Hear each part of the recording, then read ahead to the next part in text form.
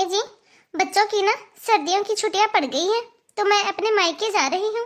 और मम्मी से मैंने फोन करके बोल दिया है कि आप भी मेरे साथ आ रही हो। 2-3 दिन मैं अपने मायके रुक के आऊंगी। देखो 2-3 दिन आपको भी रुकना होगा वहाँ पे, और आप मना नहीं करना अब। अरे काजल, तुमने मुझसे पूछा भी नहीं। एक बार पूछ तो लेती। घर पे मम्मी अकेली हैं, वो कैसी रहेंगी? अब तुम ही बताओ, मम्मी का हम लोग क्या करेंगे? मम्मी को यहाँ पे अकेला थोड़ी ना छोड़ के जाएंगे। देखो जी, यदि आप सोच रहे हो कि हम लोग मम्मी को साथ में लेके चलेंगे, तो ऐसा तो बिल्कुल भी नहीं होगा, क्योंकि मम्मी को बिल्कुल भी तमीज नहीं है बात करने की। मेरे भैया भाभी, मम्मी पापा और मेरे मायके में जो भी आसपास रहते हैं ना, सब लोग मजाक उड़ाते हैं मम्मी जी का। लेकिन काजल यार, तुम भी तो थोड़ा समझने की कोशिश करो। जब हम दोनों लोग ही चले जाएंगे तो पीछे से मम्मी जी का ध्यान कौन रखेगा? उनके लिए खाना कौन बनाएगा? और यदि उन्हें बाजार से कोई सामान लाना पड़ा, यदि किसी चीज की कोई जरूरत हुई, तो वो कौन ला के देगा उन्हें? और काजल, मुझे लग रहा है कि मम्मी खुद से खाना नहीं बना सकती, क्योंकि उनके घुटने में दर्द जो रहता है। हाँ, ये तो बहुत सही है। आपको अपनी मम्मी जी की तो बहुत ज्यादा चिंता है, लेकिन मेरी मेरी बातों की तो कोई परवाह नहीं है आपको। अरे, आप तो बहुत तारीफ किया करते थे अपनी मम्मी की, कि मेरी मम्मी ऐसे काम करती है, मेरी मम्मी वैसे काम करती है। आपकी मम्मी तो बहुत काम करती थी ना। और अब वो अपने लिए 2 रोटी भी नहीं बना सकती। देखिए, आप मेरी बात को एक बार अच्छे से समझिए। हम लोग एक काम करते हैं, घर पे 2-2.5 केजी प्याज, 4-5 केजी आलू और थोड़े से टमाटर ला के रख देते हैं। वो बना लेगी और खा लेगी। अरे काजल, यार तुम समझ नहीं रही। वो तुम्हारा मायका है। तुम चाहो तो वहां 5-10 दिन, 1 हफ्ता, 10 दिन, जितना चाहे रुक के आ जाओ, लेकिन मुझे वहां रुकने के लिए मत कहो प्लीज यार। और देखो काजल, वैसे तुम्हें तो पता ही है, तुमसे कुछ छुपा तो है नहीं कि इस महीने में कितना ज्यादा खर्चा हुआ है। बहुत ज्यादा खर्चा हो गया है इस महीने में। यहाँ पे थोड़ा हाथ चंग चल रहा है, तो मैं एक काम करता हूँ, यहीं रहता हूँ। वहां पे जाने से थोड़ा खर्चा भी बढ़ जाएगा। देखिए जी, अब ये आप फालतू की बातें कर रहे हो, और जब हम लोग मेरे मायके जाएंगे ना, तब मेरी मम्मी सब डबल करके ही देगी, तो हमारा तो कोई खर्चा नहीं होगा। खर्चा तो मेरी ही मम्मी का होगा। बस अब मुझे कुछ भी नहीं पता। आपको चलना है तो इसका मतलब है आपको चलना है मेरे साथ। अच्छा, चलो ठीक है, तो चलते हैं फिर। सुबह ही निकलते हैं। जब तुम इतनी जिद कर ही रही हो, तो और मैं कर भी क्या सकता हूँ? काजल, वैसे मम्मी है कहाँ पे? बहुत टाइम से मुझे दिखाई नहीं दे रही है वो। अरे मम्मी जी, अरे उनका तो पूछो ही मत। वैसे तो कुछ बोलो तो बोलती हैं कि मेरे घुटने में दर्द हो रहा है, और यदि आस पड़ोस में कहीं जाना हो या नाच गाना हो, तो वहाँ आपकी मम्मी सबसे पहले जाती हैं। बस गई है यही पड़ोस वाली आंटी के घर, कीर्तन है ना, उसी में गई है। अरे बेटा, कहाँ जाने की तैयारी हो रही है? अरे बेटा, आज सुबह सुबह कहाँ जाने की तैयारी हो रही है? अरे मम्मी, आपको कोई भी मतलब नहीं है हमसे कि हम कहाँ जा रहे हैं, कहाँ नहीं जा रहे हैं। हम घर से निकलते नहीं है, उससे पहले ही आपका टोकना शुरू हो जाता है। मम्मी, आप इसकी बात छोड़ो और मेरी बात सुनो। मैंने आपसे कितनी बार कहा है कि आप इतनी लेट तक घर से बाहर मत रहा करो। मम्मी, इतनी देर तक घर से बाहर मत रहा करो। यदि आपको कुछ हो जाएगा तो लेने के देने पड़ जाएंगे। अच्छा बेटा, वो सब तो ठीक है, लेकिन कोई और बात है क्या? कुछ बताना है क्या मुझे? अरे नहीं नहीं मम्मी, ऐसी कोई भी बात नहीं है। आप जाइए, थक गई होंगी, आप सो जाइए। ठीक है बेटा। अरे काजल, तुमने बताया क्यों नहीं मम्मी को कि हम लोग सुबह सुबह कहाँ जा रहे हैं? जब वो पूछ रही थी तब तुम्हें बताना चाहिए था ना। यदि अभी बता दी होती ना, तो उनके ड्रामे शुरू हो जाते। अभी तो बस उनके घुटनों में ही दर्द है, और यदि उनको पता चल जाता ना कि सुबह हम लोग कहीं जा रहे हैं, तो अभी से उनके 70 बहाने शुरू हो जाते। मम्मी, मैं अपने ससुराल 2-3 दिन रुकने के लिए जा रहा हूँ। इसकी मम्मी ने बुलाया है। लेकिन बेटा, मैं यहाँ अकेली कैसे रहूंगी? तुम वहाँ पे 3-4 दिन रुक के क्या करोगे बेटा? तुम आ जाना वापस। बहू रुक जाएगी अपने मायके में। मम्मी जी, आपने अपनी जिंदगी तो जी ली है, लेकिन हमारे साथ हमेशा रोक टोक करती रहती है। इसीलिए तो मम्मी जी आपको रात को नहीं बताया, वरना आप तो रात से ही शुरू हो जाते। ठीक है बेटा, जैसी आप लोगों की मर्जी। अरे बेटा, वो क्या है कि तुमने अपने पापा की सारी पेंशन निकलवा ली थी, तो थोड़े बहुत पैसे मुझे भी दे देता। मुझे थोड़ा अच्छा नहीं लगता बेटा, मेरे पास पैसे होते हुए भी, मेरी पेंशन होते हुए भी मैं तुम दोनों के सामने हाथ फैलाऊं। अरे मम्मी जी, आपको ऐसे पैसों की क्या जरूरत पड़ गई? खाना पीना तो हम लोग दे ही रहे हैं आपको।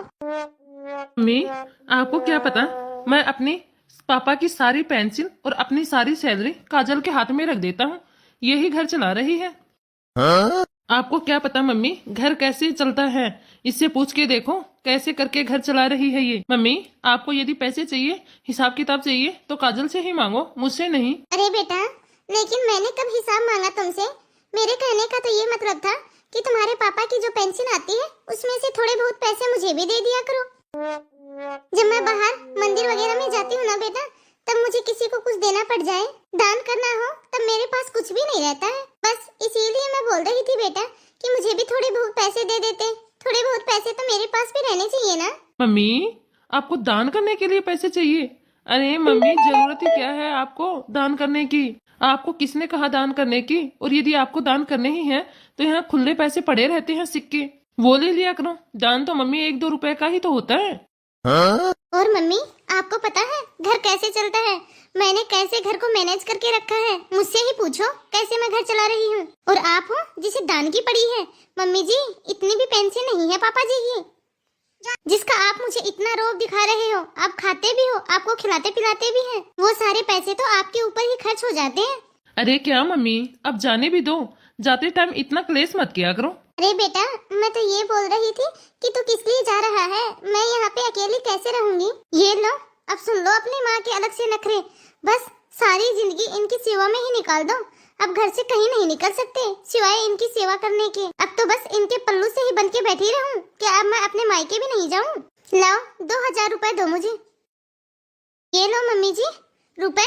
घर में आलू प्याज और टमाटर पड़े हैं, और सब्जी मत लेना। और मम्मी जी ये सारे पैसे खर्च मत कर देना। जब मैं वापस आऊं तब मुझे हिसाब दे देना। घर मैं ही चलाती हूँ, आप नहीं चलाते। आप तो बस सारा दिन बैठ के खाते रहते हो। आपको कुछ पता भी है घर कैसे चलता है? ये सिर्फ आपकी इमरजेंसी के लिए है मम्मी जी। जहाँ भी आप ये पैसे खर्च करो ना, एक कॉपी में लिख लेना। मैं जब आऊँ तब मुझे बता देना। नहीं बेटा रहने दे, ये पैसे तो अपने पास ही रख ले, तेरे काम आएंगे घर खर्च में। तो काजल मम्मी को नहीं चाहिए तो रहने दो, लेट हो रहा है। हाँ जी चलिए। अरे मेरे ही पति के पैसों के ऊपर अब मेरा कोई हक नहीं है। अरे मैं अपने ही तो पैसे मांग रही थी बच्चों से, मैंने उनसे तो कभी उनका कुछ भी नहीं मांगा। आज मुझे वो मेरा ही खाने पीने का खर्चा बता रही है। बोल के गई है कि घर में आलू प्याज पड़े हैं। उसको ये भी नहीं पता कि मुझे शुगर है। 4 दिन तक मैं आलू प्याज ही खाती रहूंगी क्या? मेरी तो दवाइयाँ भी खत्म हो गई है। इन बच्चों से तो कुछ भी कहने का कोई भी फायदा नहीं है। मुझे ये एकदम सही बोलते थे कि अपने पास कुछ रखना, अपने नाम पे भी कुछ रखना, लेकिन मैं तो ये ही सोचती रही कि जो कुछ भी है बच्चों का ही तो है। मैंने बच्चों को सब कुछ दे दिया और आज मुझे ही ये दिन देखना पड़ रहा है। 2 दिन हो गया है बच्चों को घर से गए हुए, पता नहीं ये लोग कब आएंगे। मंजू का भी फोन नहीं आया है। बात करती हूँ मंजू से। एक काम करती हूँ, पहले चाय ही बना लेती हूँ, फिर बाद में ही बात करती हूँ मंजू से। अरे ये क्या, मैं अभी मंजू को फोन कर रही थी और मंजू का ही फोन आ गया। हेलो, हाँ पायल बेटा। हेलो, हाँ मम्मी नमस्ते। और मम्मी क्या कर रहे हो आप? आप तो होली की तैयारी कर रहे होंगे मम्मी। हो गई क्या होली की साफ सफाई? बेटा वो तेरे भैया और भाभी तो वहाँ बहू के घर गए हुए हैं। तेरी भाभी है ना बेटा, वो अपने मायके गई हुई है। क्या आप क्या बोल रही हो मम्मी? भाभी अपने मायके गई हुई है और भैया भी उनके साथ है? फिर मम्मी आप अकेले कैसे रह रहे हो?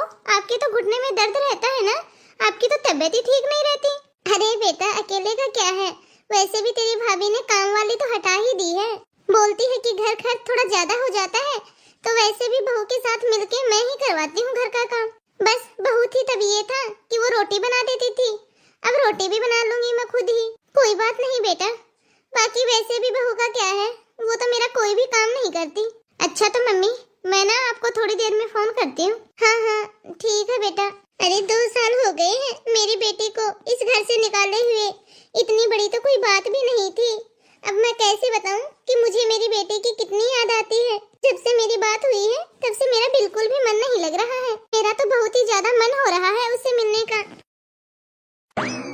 Mummy mummy. अरे मंजू बेटा तू? हाँ मम्मी मैं। अरे बेटा तूने तो मुझे बताया भी नहीं, आज सुबह ही तो बात हुई थी मेरी तुमसे। अरे मम्मी आपने बोला कि मैं अकेली हूँ तो बस मुझसे रुका नहीं गया मम्मी, मैं आ गई आपके पास। हाँ बेटा, तुझे तो पूरी 2 साल में याद आई है अपनी माँ की। अरे नहीं मम्मी, ऐसी कोई बात नहीं है। आपको तो पता ही है मम्मी, 2 साल पहले क्या हुआ था। भाभी ने मेरे अपने ही घर में मुझ पे चोरी का इंजाम लगा दिया था। आपको तो सब पता ही है मम्मी। और मम्मी, भैया ने भी तो भाभी का ही साथ दिया था। उन्होंने भी एक बार भी नहीं बोला कि चोरी मैंने नहीं की है। अरे बेटा, छोड़ उनसे बातों को, तू उनसे बातों को याद मत कर। तू मुझसे मिलने के लिए आई है ना, आजा बेटा, बैठ। तो गाइज, आप सभी को यह कहानी कैसी लगी हमें जरूर बताना, और इस कहानी को आगे और देखने के लिए देखिए इस कहानी का पार्ट 2।